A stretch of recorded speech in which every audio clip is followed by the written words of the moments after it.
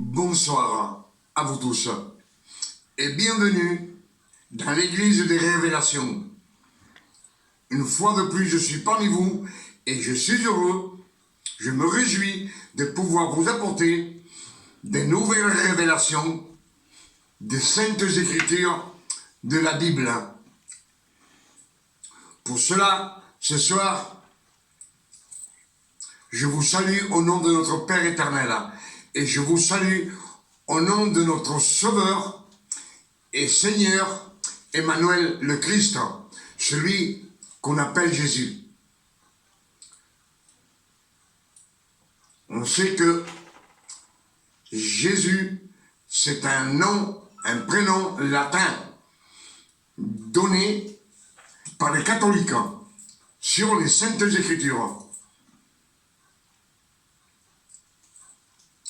Mais ce soir, ce qu'on va méditer ensemble, et je vous demande d'être attentif à la parole. Dans les Écritures, il nous est dit que la foi vient de ce qu'on entend. Et quand on est attentif à la parole, on reçoit à 100%. Et le Père éternel nous bénit par l'Esprit Saint. Ce que nous allons méditer aujourd'hui, c'est l'incrédulité. L'incrédulité de la personne humaine, des gens humains. Et ce qu'on va lire et méditer ensemble, c'est Exode 2, verset 10. Mais avant d'arriver au verset 10, on va parler un petit peu de Moïse. Moïse, le Père éternel, l'a choisi. Avant de naître, il a déjà été choisi pour sauver le peuple d'Israël.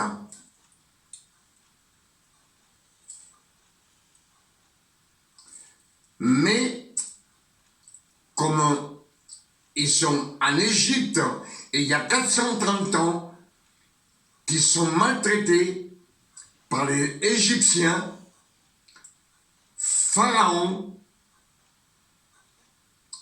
envoie des mercenaires tuer tous les enfants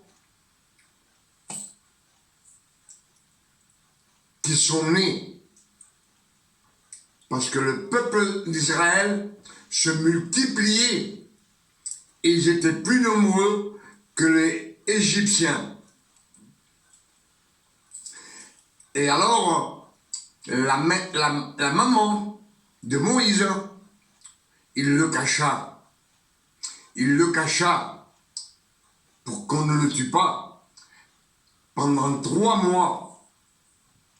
3 mois. Le numéro 3 est ici, et on sait que le numéro 3, c'est le numéro du Christ, d'Emmanuel, celui qu'on appelle Jésus. Et au bout de 3 mois, sa mère ne peut plus le garder. C'est trop dangereux pour Moïse qu'il ne le tue, les Égyptiens.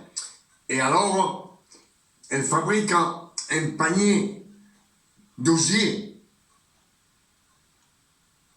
en bois et il le couvre du bitume. Et il mit le bébé dans le panier et il le mit dans la rivière, dans le fleuve du Nil, afin que le courant l'entraîne et puisse se sauver, pour éviter que les Égyptiens ne le tuent. Mais le Père éternel prévoit à tout. Et un peu plus en aval, la fille du pharaon d'Égypte trouve le panier et prend ce petit bébé et il le garde avec elle. C'est elle qui l'élève, qu'il l'éduque comme un prince juif, et aux yeux de tous les Égyptiens, c'est un prince, mais égyptien. Personne ne sait qu'il est juif de naissance. Son père et sa mère sont juifs de naissance. C'est des Hébreux. Et arrive un temps, quand il grandit, qu'il a 20 ou 25 ans, il commence à savoir qu'il est juif. Là, il connaît son frère Aaron, il connaît sa mère, il connaît sa sœur aussi, ses frères et sœurs. Et un jour, en Exode 2, verset 10, Moïse voit un Égyptien en train de frapper un Hébreu. Et Moïse tue l'Égyptien. Et comme il a commis un crime, il a peur et il s'enfuit dans le désert. Il traverse le désert et il arrive à un puits d'eau, où tous les bergers venaient abreuver leur bétail. Et là, il se trouva avec les 7 filles de Jéthro. Jéthro est un sacrificateur des Madians.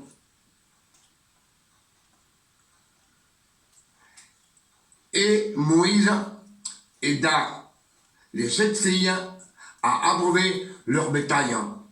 Et après, quand il partit, les 7 filles amenèrent Moïse chez leur père, chez Jéthro.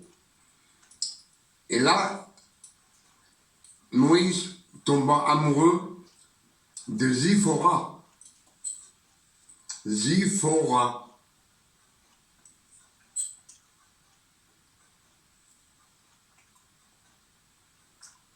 Et les Écritures nous disent qu'il se maria avec elle, mais Zipporah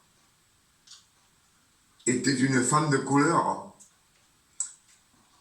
Elle était africaine.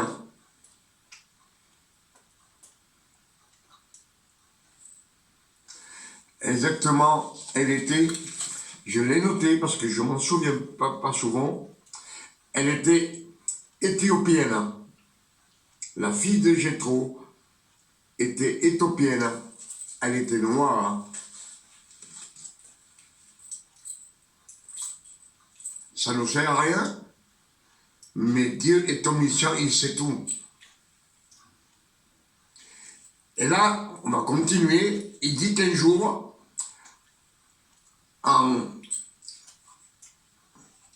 il amène le bétail de son beau-père, Jéthro,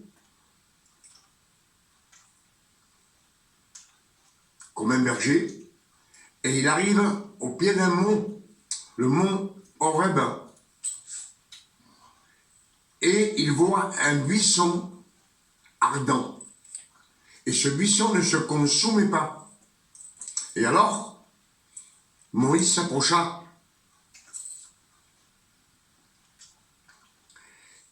Il était curieux de voir pourquoi le buisson, il ne se consumait pas. Il était toujours en flamme. Et le Père éternel, Dieu lui dit, Moïse, Moïse, enlève tes souliers, car tu te tiens sur une terre sainte. On sait que Moïse a été élevé comme un prince. Un prince.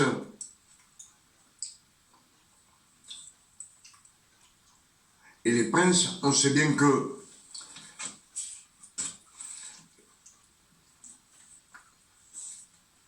ils vivent tous un petit peu dans dans des boches. Ils vivent dans l'adultère.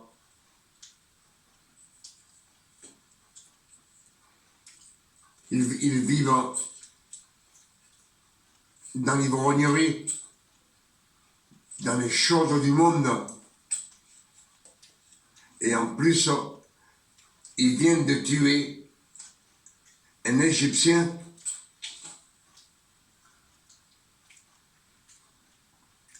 Il est un criminel. Pour cela, le Père éternel lui dit, enlève tes souliers, car tu marches sur une terre sainte.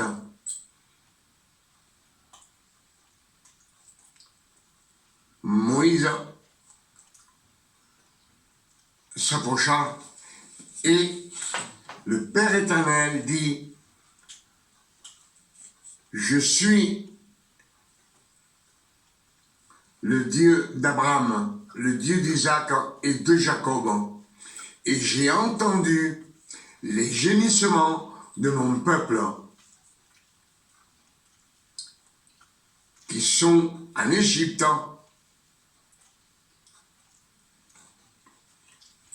Ils sont en train de les maltraiter, de les tuer, avec beaucoup de souffrance. Et je suis descendu pour libérer mon peuple.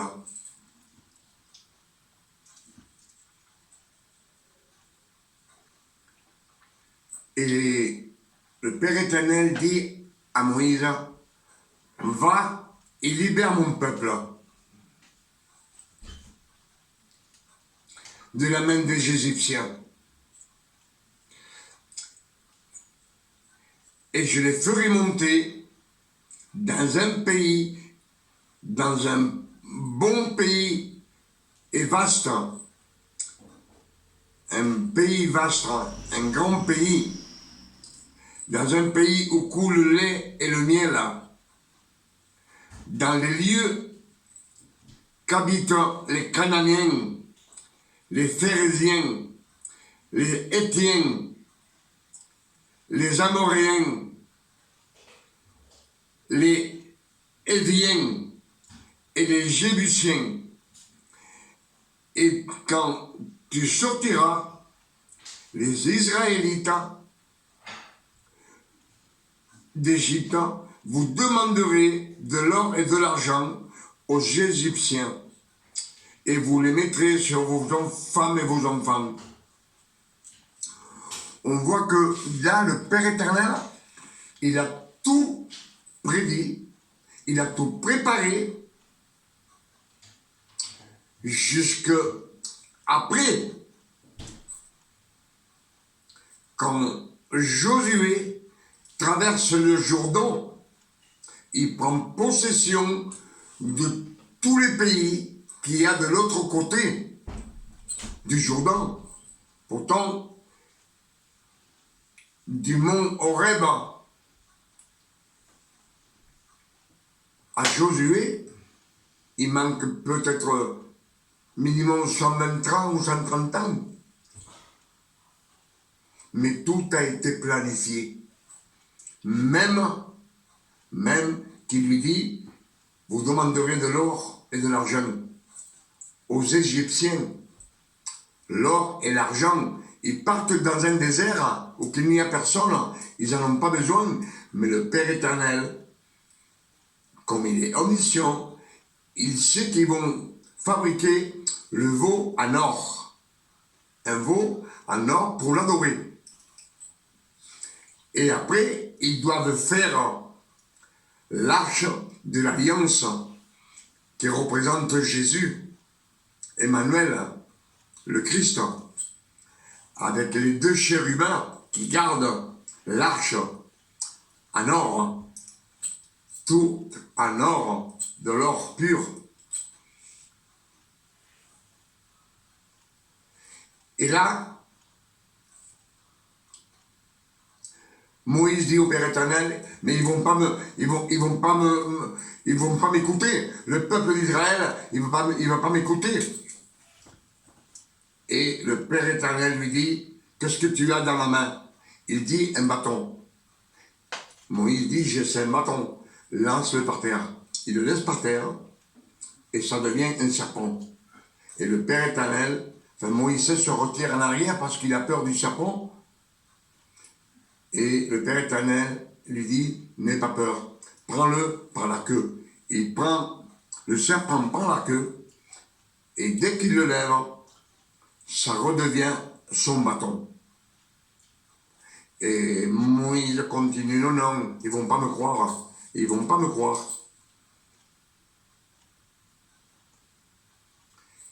Et le Père éternel lui dit, mets ta main dans ton sein, Moïse. Moïse mit la main dans son sein, et il lui dit, sors là.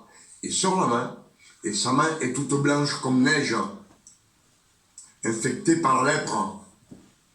Et Moïse, sûrement qu'il est étonné ou il a peur, et il lui dit, le Père éternel dit à Moïse, remets-la dans ton sein. Et il remet sa main dans son sein, et il la sort. Et la main est devenue saine, comme elle était auparavant. Et Moïse continue en disant, oui, mais ils ne croiront pas. Ils ne croiront pas. Alors le Père éternel lui dit, le bâton que tu as dans ta main, tu le mettras dans la rivière, et la rivière deviendra du sang. On sait que le sang, c'est pour la purification. Pour cela, je vous dis que tout a été prédit à l'avance, tout préparé, tout organisé. Et avec tout ça, Moïse continue de lui dire, oui, mais ils vont pas me croire, ils vont pas m'écouter. Moi, je suis un homme qui n'a pas la parole facile. Et le Père éternel lui dit, mais je suis éternel, c'est moi qui ai fait la langue, c'est moi qui ai fait le oui. Oui, dit Moïse, mais envoie quelqu'un d'autre. Il n'est pas d'accord. On voit l'incrédulité de la personne humaine. Il est en train de parler bouche à bouche avec Dieu. Dieu, devant ses yeux, il fait des miracles avec son propre corps. Et il est toujours dans l'incrédulité. Il ne veut pas reconnaître. Il ne veut pas accepter. Il est toujours dans ses idées. Et le Père éternel se met en colère contre Moïse et lui dit, ton frère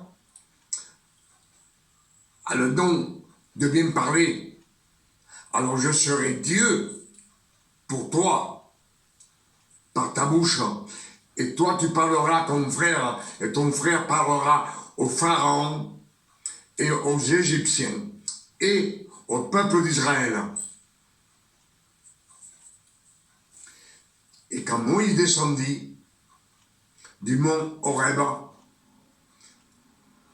le mont Horeb, le Père éternel lui dit, et vous adorerez Dieu, l'éternel, dans cette montagne. Le mont Horeb, c'est que dans le futur, c'est la montagne de Sion, le mont de Dieu, la montagne de Sion. Mais Moïse, quand il descend vers sa femme et ses enfants, il parle avec son beau-père, Jéthro, et il lui dit, je vais en Égypte, car je ne sais pas si ma famille vit encore. Et Jéthro lui dit, va. On voit que là, il ment à Jéthro, à son beau-père. Il lui ment, il le trompe. Il ne lui dit pas, le Père éternel m'a envoyé pour sauver le peuple d'Israël qui est en esclavage.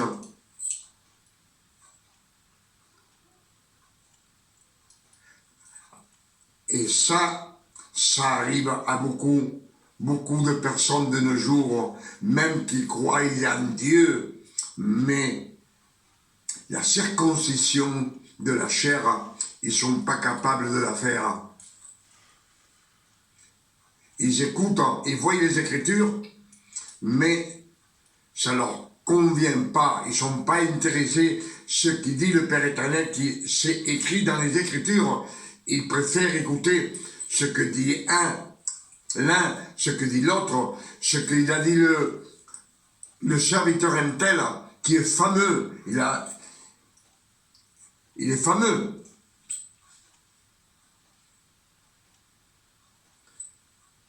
Ce serviteur, le serviteur un tel, on dit qu'il est comme un prophète.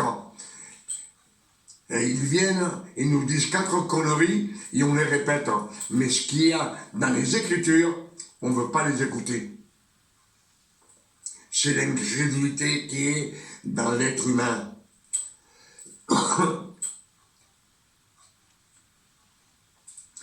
Et le Père éternel, quand Moïse prend sa femme et ses enfants, et il s'en va, arrivé la nuit, il se repose, et dans la nuit, le Père éternel veut tuer Moïse.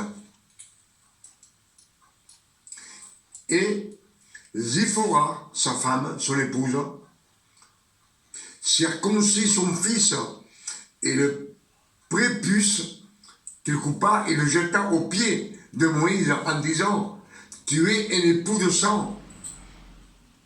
Et le Père éternel le laissa partir. Mais il lui dit « Tous ces miracles, tout ce que je te dis, fais-le devant le peuple de Pharaon et devant Pharaon, afin qu'il voie la main de Dieu. » Et c'est ce que Moïse fait. Et Moïse, ça a été le plus grand d'entre les grands pour le Père éternel. Mais, comme il n'avait pas connaissance, lui, il a été élevé comme un Égyptien, en Égypte, comme un prince. Il ne connaît pas. Il ne connaît pas le Père éternel. Peut-être qu'il connaît quelque chose, mais ce n'est pas suffisant. Ce n'est pas suffisant pour avoir foi au Père éternel. Et c'est pour cela qu'on a tellement d'incrédules dans le monde. Parce qu'on ne lit pas les Écritures. On ne lit pas les Écritures. Pas assez. Tout ce qui a été écrit dans la Bible, c'est pour notre instruction à nous. Pour qu'on sache.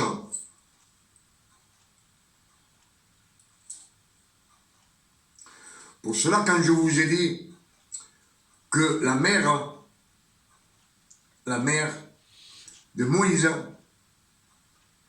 fit un panier d'osier. L'osier, c'est du bois. Il le couvrit de bitume et il le mit sur le fleuve du Nil, afin que le courant l'amène pour qu'il puisse être sauvé. Mais le Père éternel l'a élu pour sauver les 12 tribus d'Israël. Une ressemblance avec l'arche de Noé.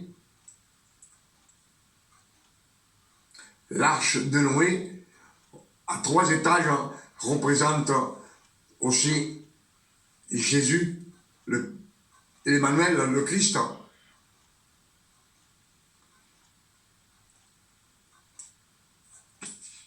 Noé a été choisi pour sauver la création. Tous les animaux, les oiseaux du ciel et la création, l'homme et la femme. Et quand Jésus est venu sur la terre, il est venu pour racheter tous ceux qui sont sous la loi, pour sauver.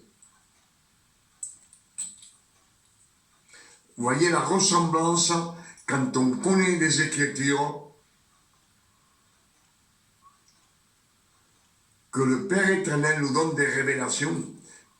Pour cela, il nous dit de méditer les Écritures jour et nuit, pour qu'on soit avec lui. Tant qu'on est avec lui, on vit dans la clarté.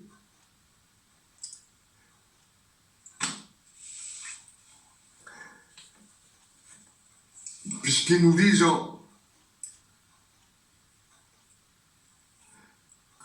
Osée 4, verset 6, mon peuple se détruit, il se perd au manque de connaissances, c'est parce qu'il ne connaît pas le Père éternel.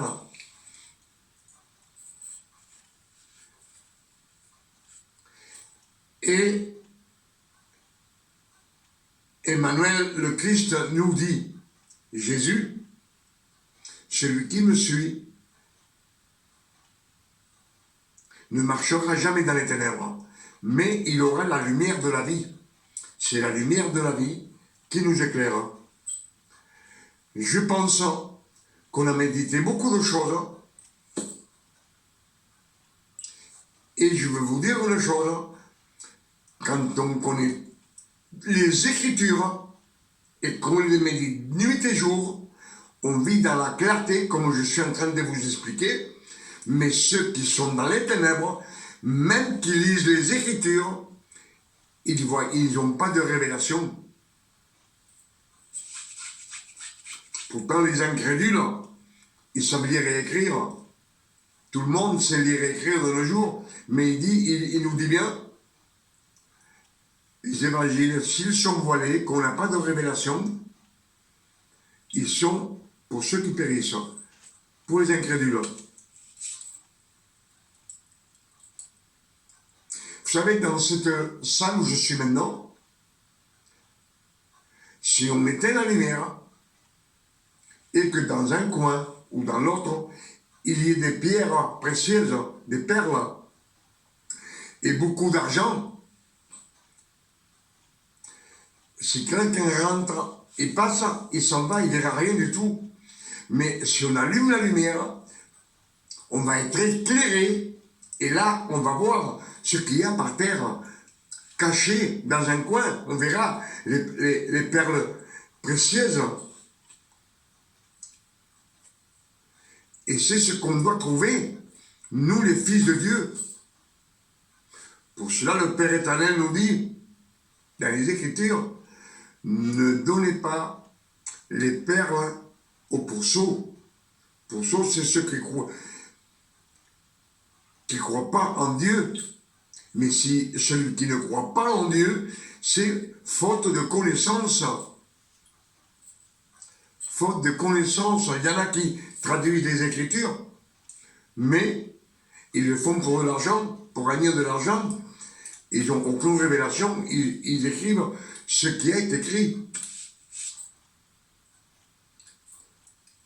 Les Romains, ils ont bien traduit.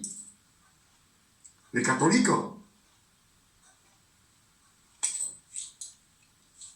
Les latins, ils ont traduit. Tous les Bibles que nous avons de nos jours, elles ont été traduites par les Romains, par les catholiques.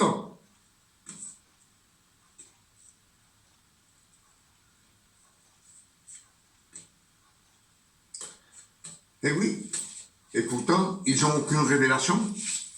Ils ne croient même pas au Saint-Esprit. Les catholiques ne croient pas au Saint-Esprit, et regardez les révélations qu'ils ont. Ils adorent encore la Vierge Marie, la Vierge de Fatima, la Vierge, la nonne, que eux, ils l'ont baptisée, ils l'ont mis comme une sainte. Eux, ils se font appeler le Père. Mon Père, ils se font baiser les mains. Vous voyez, pourtant, ils sont instruits, ils connaissent les Écritures, mais ils n'ont aucune révélation à cause du mélange. On ne peut pas mélanger la grâce et la loi. Ce sont des choses différentes, le feu et l'eau.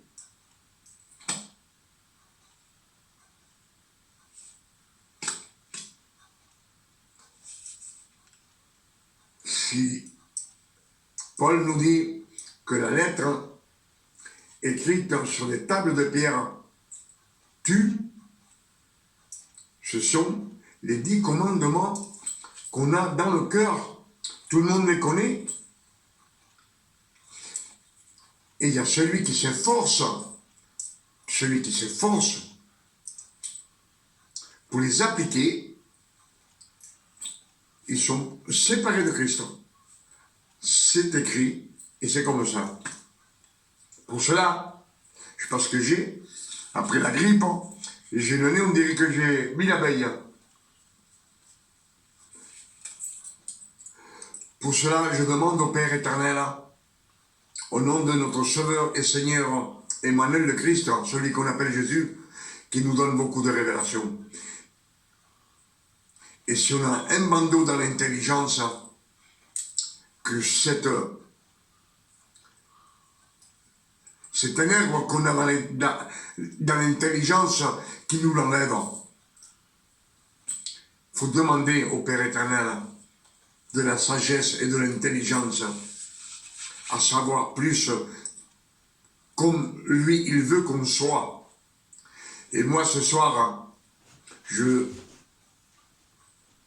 demande au Père éternel qu'il nous donne une nuit de tranquillité, de paix, de santé, de bien-être, comme lui, il s'est donné à ses fils. Pour vous, et pour moi, et pour tous mes frères en Christ. Que son nom soit béni et glorifié pour toutes les révélations que nous a données dans cette année 2025.